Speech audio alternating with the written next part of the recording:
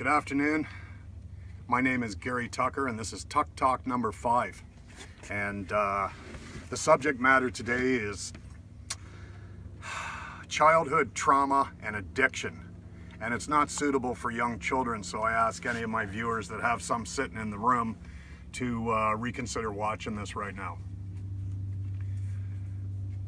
This is my last remaining addiction.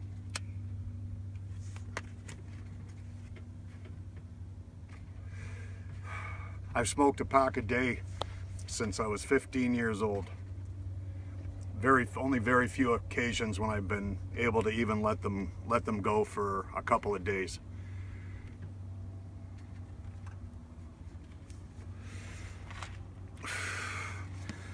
I have an incredibly strong memory that stretches right back to when I was 3.5 years old, and I can remember most of the life events since that time. I also started journaling when I was quite young, and I've kept those journals, and that enhances my memory.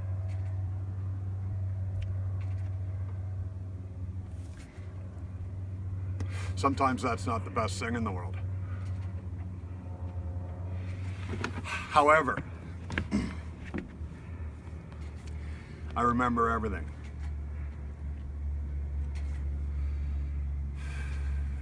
Addiction, I want to define that before we get started here. Addiction can be considered a compulsive behavior of any kind that's destroying or damaging one's own life or somebody else's. Childhood trauma, that can begin in the womb. That can start with an umbilical cord around the neck, depriving an infant, an unborn infant, from oxygen during its passage through the birth canal, and it can start immediately following the birth of that infant. It can also begin at any time during childhood. It's an open term. I want to make that clear. It's important to explore the root causes of addiction.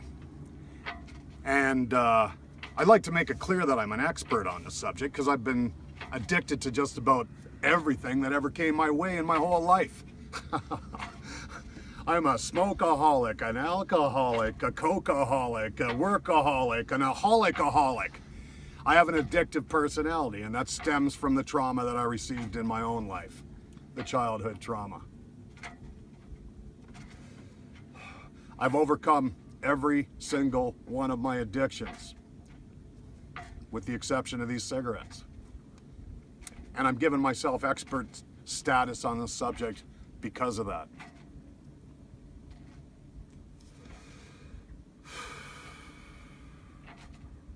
Addiction begins when a person is either unwilling or unable to confront a reality in their life. The brain has this funny mechanism that allows you to take the energy that you should be putting into dealing with an issue in your life and coming up with a substitute behavior where all that energy ends up getting put. For example, if it happens to be alcohol, some issue in your life is having a huge emotional impact on you, but instead of dealing with that issue, you choose to begin drinking. And you drink to the point where it starts destroying your own life and it starts destroying other people's lives, and the next thing you know, you're in an AA meeting, learning the 12-step program, and there's lots of good things in the 12-step programs. I'm not knocking them. Don't think that for a minute. Actually, any information that helps you to overcome an addiction is good information. We've got a seaplane taking off right now. And this Tuck Talk number 5 is taking off right now too. 1977. I had just got out of grade 7 and started summer vacation. And I was cutting the grass at home with an electric lawnmower, and I accidentally ran over the lawnmower cord and broke it. For some reason, still unbeknownst to myself, when my father arrived home that night, he was drunk as a skunk, and my mother told him I did it on purpose. In his drunken state, he decided I needed some punishment, and he took me into my bedroom and he threw me on my bed, and he sat on me, and he put his knees onto my biceps, and he began to punch me in the face, telling me that he loved me and that I shouldn't have cut the lawnmower to get out of cutting the lawn. And he beat me until I was unconscious. When I gained consciousness, I packed a bag and I spent the next 2 days walking 127 miles from Port Elgin, Ontario to London, Ontario, the only other place I really knew. I went to kindergarten in grade 1 and grade 3 in London, Ontario. I had a certain child's familiarity with the city. And when I got there, I lived under the Trafalgar Street Bridge, and I would hide until ladies were walking by on the walkway on the bridge, and I would reach up and I would steal their purse and I'd get money so that I could go buy food. And I'd brought a little hunting knife with me that I'd used to rob Dickie D guys that were driving around on their Dickie D carts selling ice cream. Or I'd go to the swimming pools and steal money from the lockers, from people's pants or their wallets, whatever I could find. And that's how I ate, and that's how I survived that summer. I ended up moving back into the family home. I was a little late to start grade 8 in Port Elgin, but a couple weeks in, I was living back at home again. 9 months after that, I awoke to screaming and shouting upstairs in the kitchen, and I ran upstairs and I found my dad with a telephone cord wrapped around my mother's throat and a shotgun pointed at her pregnant belly. She was pregnant with my youngest sister, and he was telling her he was gonna kill her. He was gonna kill the baby in her stomach as he choked her with the telephone cord. And I shouted at him, "You fucking asshole!" I wanted to divert his attention, and I was successful. He left my mother and he began to chase me, and I ran out of the house and I ran across the street, and he's screaming at me, chasing me with the shotgun, and I'm zigzagging, hoping not to feel the shotgun blast in my back. And the neighbors woke to the hullabaloo and they phoned the police. And shortly thereafter, the police arrived and they beat the living daylights out of my dad right in front of me. And they put his shotgun in the trunk and they threw him in cuffs in the back seat, and off he went.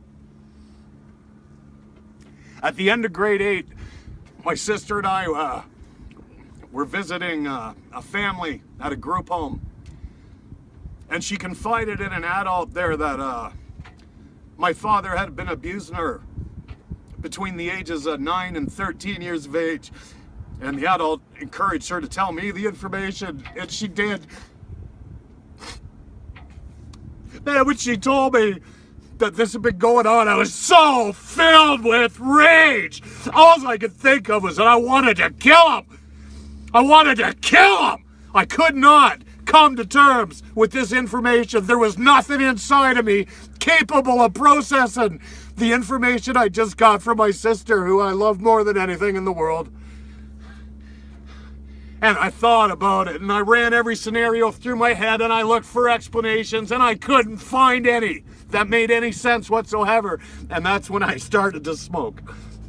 When I came to the conclusion that I couldn't figure it out, I ran out and I bought a pack of cigarettes, and I've been smoking ever since. It wasn't so much an unwillingness to deal with that particular topic, but a total inability to deal with that topic. I didn't know how to face up to it. I didn't know how to confront it.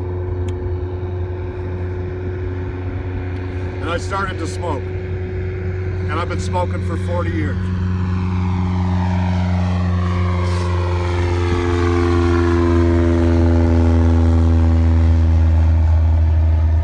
That's my personal experience of the childhood trauma. Shortly after that, I became the most violent hockey player ever to come out of Bruce County. I got in bar fights. Any excuse to release my rage was a good excuse. I drank until there was no booze left, or until I fell down unconscious. I wouldn't leave a party until I was the only one left and no alcohol was there. I became an extremist in everything in my life.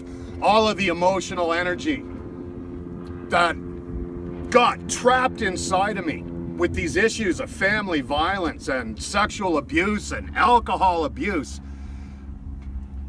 I was unable to process at the time. And they turned me into an addict. I got addicted to everything. It didn't matter whether it was a pinball game, a video game. It didn't matter. I just got addicted to it because I had to somehow channel all these energies that were trapped inside of me. And that's what addiction is, folks. That's the root of addiction right there. I don't care what you're addicted to. That's how it starts. I know.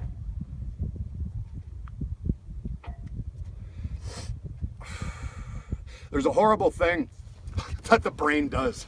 It reminds me of Depeche Mode's set of lyrics. I don't want to start blasphemous rumors, but I think that God's got a sick sense of humor. And when I die, I expect to find him laughing.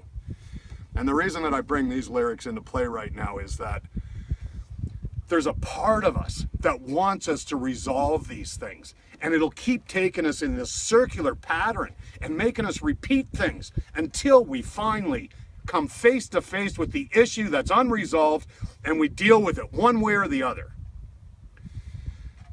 The crazy thing here, if you happen to be an individual who had an umbilical cord around their throat as you were coming out of the womb and you were deprived of your oxygen and you were fighting for your life, even before you were born, this can remanifest itself in a near drowning incident, for example, or several near drowning incidents. What is a bigger abandonment than losing your life? Than being deprived of your oxygen? And how do you cope with that? And how do you remember it? And how do you go looking for the information you need to solve the resulting dysfunctions? It's a tough problem, but it's real. It's equally as real as all of the personal stories I just shared with you. It's a fear of death. And if any of you out there happen to be suffering from an initial childhood trauma that involves that, then I encourage you to explore your relationship with death and come to terms with death. The only way you're going to get past your addictive behaviors is to come to terms with your own mortality and overcome your fear of death.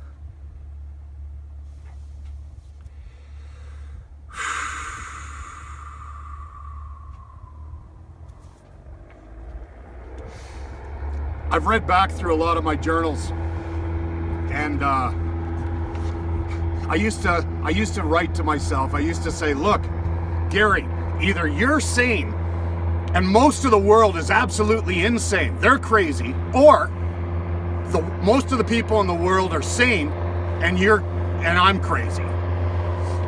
Ha! They say that your ability to confront reality is directly proportional to your level of sanity. I want to repeat that because it's important here. Your ability to confront reality, the true facts, exactly what happened, is directly proportional to your degree of sanity. And I'm telling you that your ability to confront reality is directly proportional to your ability to overcome any addiction that you have. Have you got that? It's the truth. I look back over the successful addictions that I've overcome, and I was always able to find my way back to the root cause, confront it, deal with it as best I could, or at the very least accept it as something that I couldn't control and come to terms with it. And at that point, reach a peace within myself where I was able to let go of the addiction. The addiction is artificial. The addiction isn't real. It's a substitute behavior.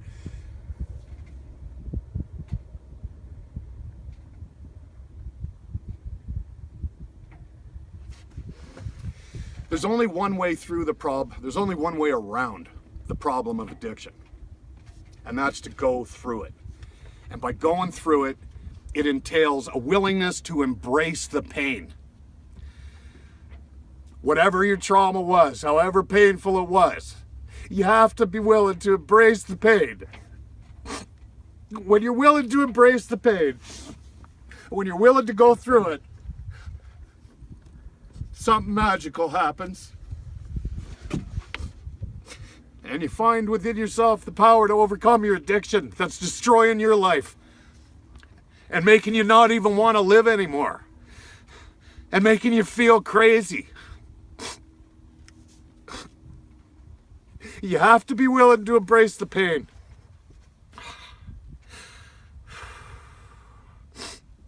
The only way around the problem is to go through it, as painful as it is. I hope this information helps one addict out there. I hope this information helps all the addicts out there. Addiction sucks. Addiction destroys your life. I've confronted my pain today. I've been holding that one back for 40 years.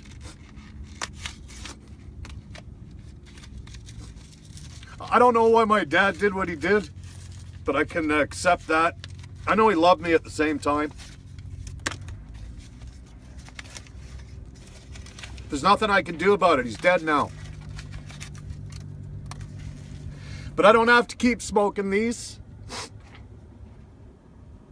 They've been my best friend for 40 years. They're the only thing that's always been there for me when I needed them, you know? They were my substitute for a lot of things along the way, but I know how we began our relationship, and it wasn't healthy. It wasn't a healthy beginning at all. It wasn't my fault. It wasn't their fault. They were just sitting there on the shelf waiting for me to buy them, I guess. But for the first time in my whole life, I guess I've discovered the courage to deal with this issue that started this addiction. And I've done that. And I thank you for letting me do it in front of you. I'll never smoke again. I'll never smoke another cigarette again as long as I live. That's the way it works. You can do it with cocaine. You can do it with heroin. You sexaholics can quit having unhealthy sex in the same manner. Get to the root cause. Find out what it is that you're afraid to avoid and confront it one way or the other. If you can afford it, get yourself a psycho analysis done by a professional. If you can't afford it, then do the best you can. There's a lot of good books out there on the subject. I just want to say one more thing. After my last video, I got a call from a dear friend who has a 23-year-old son living on the streets in London, Ontario. And he's self-sabotaging. He's got drug and alcohol problems. And he's fighting for his life. He's trying to figure out why to keep living because he hates being the way he is. And I want you to know that I've been thinking about you the whole time I've been talking here today. And I'm available to talk some more if you'd like to. I'd like you to get some release from your addictions and learn how to lead a life that is meaningful and loving and worthwhile. I understand where you're at, and it doesn't have to be that way forever. There is a way out. Folks, that's the hardest topic I've ever talked about.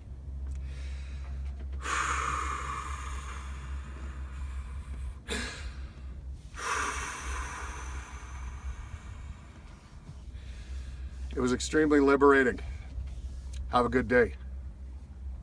Bye for now.